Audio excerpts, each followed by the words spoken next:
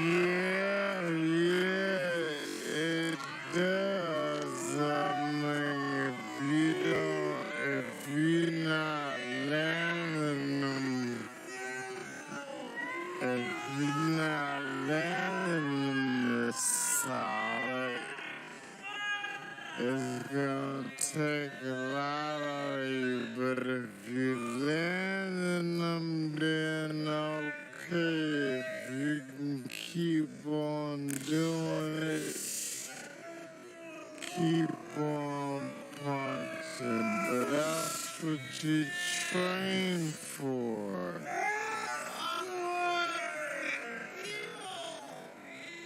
They are standing toe to toe, throwing punches in bunches, Olivo splitting the guard with the jab. Quail has the more eye-catching power, but Olivo, you guys have talked about timing, the adjustments, so that is why he has the early knockdown and is in this competitive fight.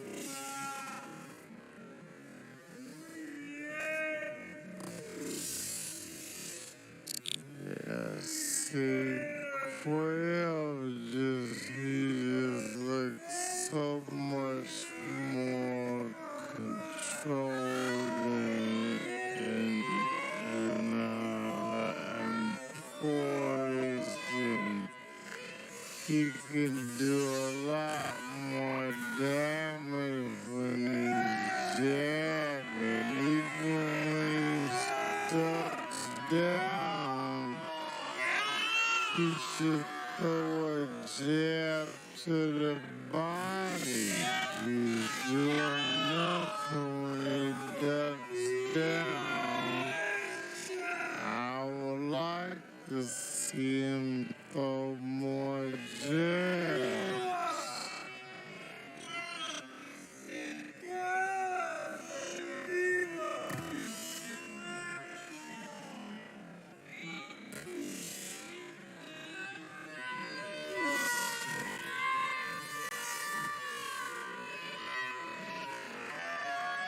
Quail's almost given up that focus of the body ever since that knockdown. But more about head hunting and trying to work off that jab. That's the midway point of the third round. Quail with the feint rolls a three-punch combination. Not much there. Olivo gets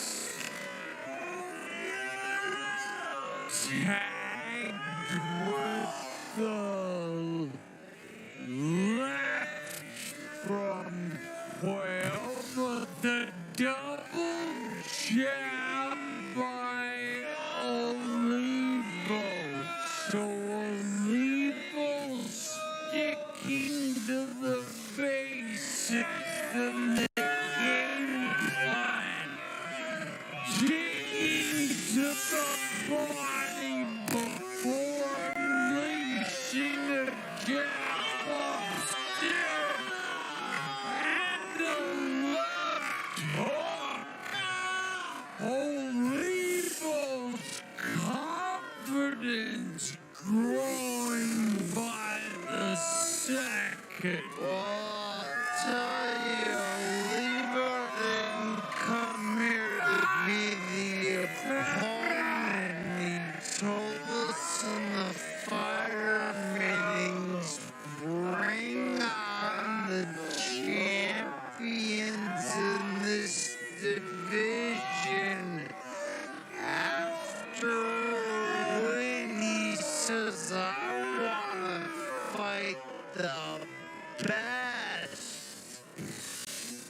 gotta get through Quail first, but looking good here in round 3. He's only lost once. That was a 10-round unanimous decision against Luis Reynaldo Nunes, a highly regarded prospect. That came in April of 2023 in a fight that, well, the stats weren't exactly in favor of who was determined the victor. Yeah, Quail, he can do a lot more. I've seen him fight before. Jab. I've seen him fight before, and what he's doing now, he's coming forward. Oh. And he won't take a step back just to even throw the distance off or leave him. Quail now beginning to find the mark with those ripping left hooks to the body and those big hands. Good rally here for Quail. Good rally to close out the third round.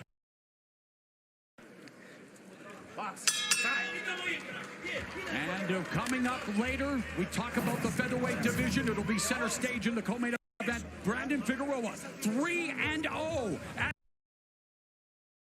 as a 126-pounder. He is a featherweight belt holder. He is going to defend against Stephen Fulton in a rematch. And moments ago, he was talking to our Jordan Plant. Brandon, what's it like fighting a guy you faced before? Are you more or less anxious? I mean, less anxious. You know, we're already familiarized with each other's style. We already know what to expect from each other, and, you know, another fight of the year. And what about knowing how his power feels, his punches? You know, are you more or less concerned with that? I mean, we just got to find out. You know, it's a different weight class. I haven't fought him at this weight class, but we're still going with the same game plan and put the pressure on him. This fight didn't go your way the first time around. Are you going to leave it to the judges this time? No, definitely not. We prepared 110% for that not to happen, and we're ready. All right, looking forward to it. Thank you, Brandon. Guys.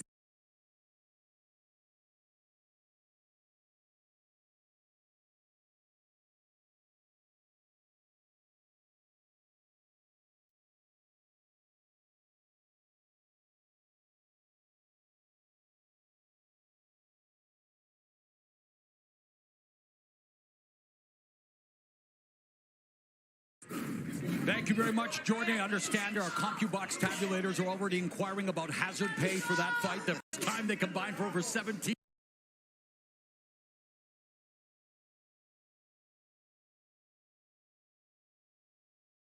Hundred punches, guys, and well, these two are beginning to amp up the offense as well. And Quail, for the first time, facing adversity.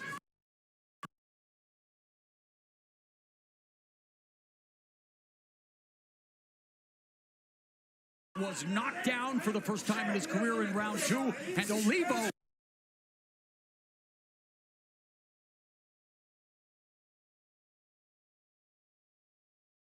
showcasing the grit and the determination, but ate a combination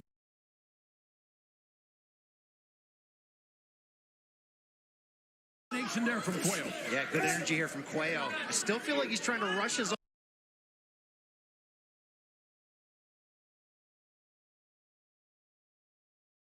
offense a little bit too much and trying to get that knockdown back, but he's having effects.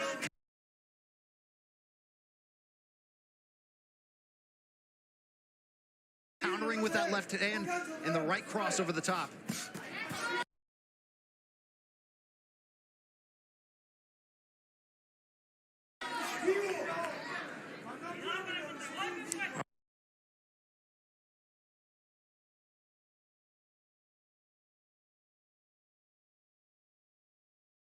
I'm liking Quail like right at this distance right here. Just take his time.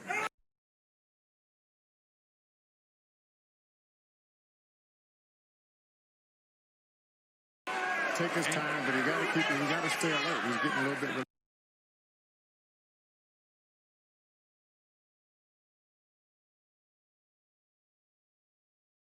relaxed with his legs. He's got to take his time, use his jab, and then he can end up catching Olivo with some nice shots. He's got the power, but he's just being too much dependent on him.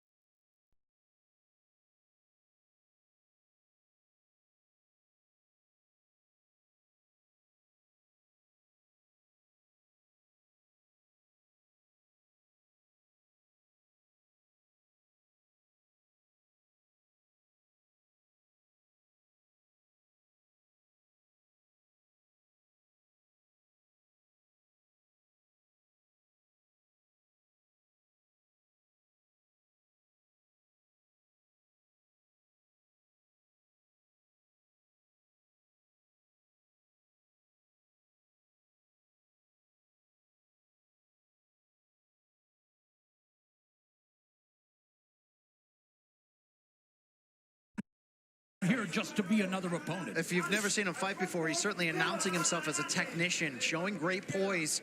Still, though, Cuello is the aggressor and bringing the offense to him. Yeah, we talked about this earlier, how good of a boxer that Olivo. We thought he was a very good boxer. He's showing that right now by taking his time. He's fighting a very good fight right now. And one statistic that Olivo is ahead, knockdowns. Cuello went down for the first time around two. Olivo's never been knocked down. Interesting. So durability. And we've seen him take some flush shots from Cuello, who has lower than he probably would like them to be, Sugar Hill. Yeah, it's a little bit low, but he's got to stay busy on the jab. I think Cuello's just out jabbing out, and Cuello has a very stiff jab. It's actually doing damage. He's got Olivo's got a nose deal. I think it may be just coming from that jab. He's just pounding him with that jab, but he's got to keep staying on it. And you look at the stats, and when it comes to the jabs, right now Olivo's landed 27 throughout the fight, while Cuello's landed 25, but we are seeing Cuello get busier with the stick. Final 15 seconds of the fourth frame, scheduled for 10 in the 126-pound weight class. Another scoring blow for Olivo. And Cuello lands a comment at the end of the round. ¿Cómo vamos? ¿Cómo vamos? ¿Bien? How are you feeling? Good? Saca el bucal, respira profundo, nariz y boca. Get the mouthpiece out. Profundo, nariz y boca. Ya viste. Ya bloqueado. Tenés que responder más. Tenés que tirar más golpes. You gotta throw more. Fue un buen round. Very good round. Nada más encierra que te dejaste. Fíjate lo que vamos a At hacer. the end, you kind of slept there. All right, Sugar Hill, we're going to revisit some of Olivo's success in this fight where he came in as the underdog. Oh, what a nice hook, and finish it with a jab. That's like textbook boxing. Start a combination with a jab, you finish it with a jab. Emmanuel used to teach me that all the time, to teach the fighters. Start a combination with a jab, end it with a jab. But he's being so effective, even in and out. He's got little movements in, little movements out. He's not staying as a still target right in Cuello's punching zone. And it culminated with Cuello going down for the first time. Olivo began boxing at 14, so he's been doing so for more than half of his life, and he's compiled, well, he wasn't a busy amateur, but what really inspired him was a legendary Juan Manuel Marquez, the 4-division champion, known for his precision, heart, and that iconic knockout of Manny Pacquiao. But Olivo credits Marquez's style and accomplishments as major influences on his own career. And you can certainly see it in the way he carries himself, and the style, that technician attitude, counterpunching. There's a long way to go to equal that success, but he certainly is on a good track this fight so far. There aren't many better counterpunchers than Juan Manuel Marquez. As we go to Larry Hazard, our unofficial scorer and rules expert, and we have him, well, he has Olivo up by 1, so that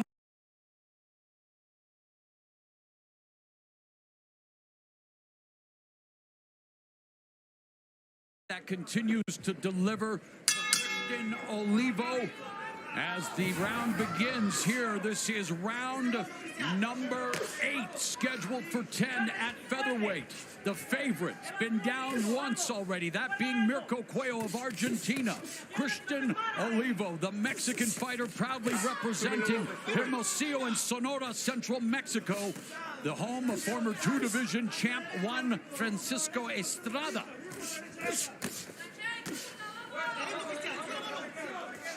Olivo continuing to target that body. I thought that late punch last round may have hurt Cuello.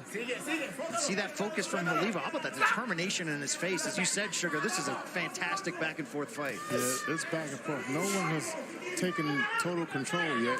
You have Olivo do some great things in there, and then he'll stop all of a sudden. Then you have Cuello. He does good, and then he'll stop, and he'll drop his hands at the end and get caught. So it's going back and forth, but it makes it exciting. But as a trainer, I want my fighter to still take control, stay in control. If the jab is working, go back to what's working and stay in control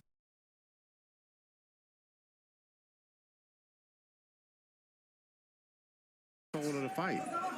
Like David Benavidez, who will be involved in that much anticipated main event grudge match with fellow unbeaten fighter David Morrell. Cuello, he just hit another combo, but Cuello has shown a good lead right hand like Benavidez. Needs to use that more, does need to put together combinations. And if it starts with the 1, it follows with the 2. Hey, keep it simple, stupid, right?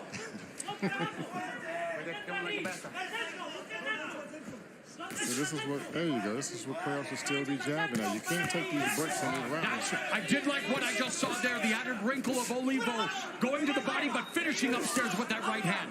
Yeah, listen, like I said, this fight is just going back and forth. It makes it a good fight. Ryan, what is your, with a minute left here in the 8th, what's your takeaways? What are you seeing, and where do you see this headed? As close as this fight has been, and it continues to be, Olivo's starting to do a little bit more work, and certainly he's done better.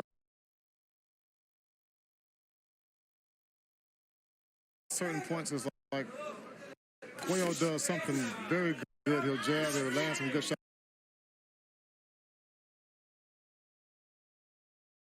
Right back. I mean, so he's clearly into the fight, and he's clearly, doing what he's supposed to do to win a fight. You can't just do something good and just take off.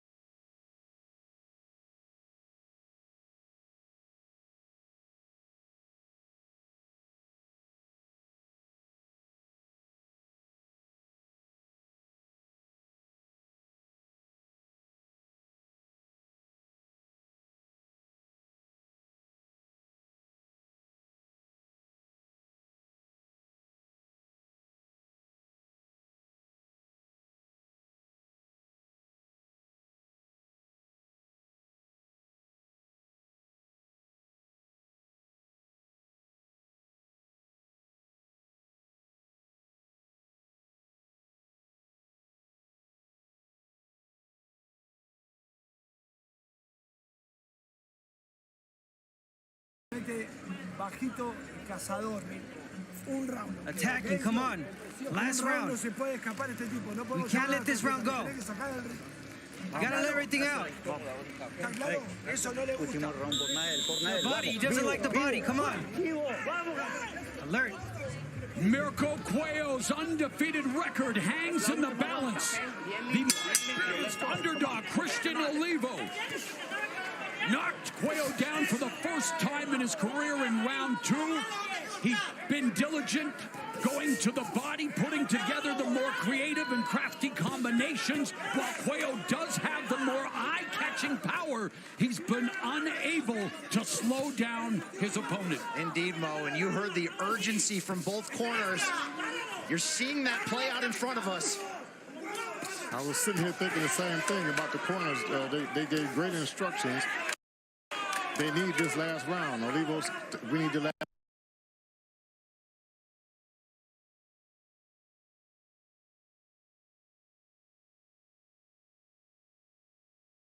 round, and for Cuello, oh my gosh, From you see my that? vantage point, Cuello needs the last round a lot more than Olivo. But I'm not.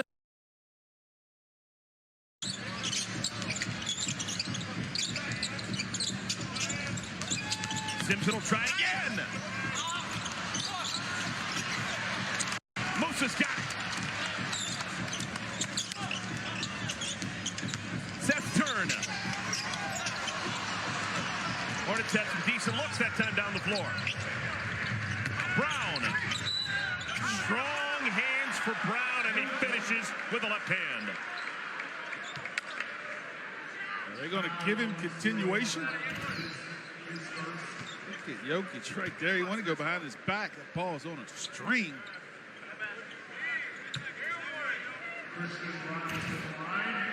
They didn't give him continuation. This is going to be 2 free throws. So he got fouled on the catch.